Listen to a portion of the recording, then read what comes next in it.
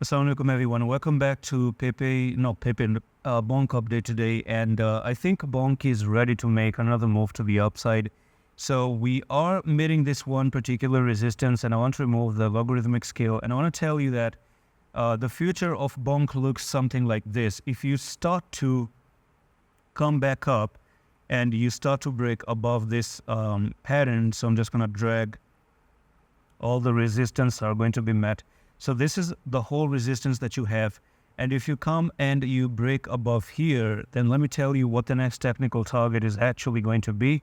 So it's going to be from top to the bottom, and you might be looking at 4468.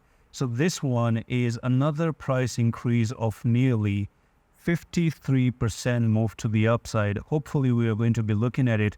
But again, it's only if and only if you come up and you break above here, retest, and then you push to the upside. So on the worst case scenario, I think 2029 is going to be a bad place for you to continue any higher. So if you do come down here and you lose this, then you might just fall down to this 1329, which is your next level of support. So you don't see BONK doing something like where it falls down here and then continues to go even lower.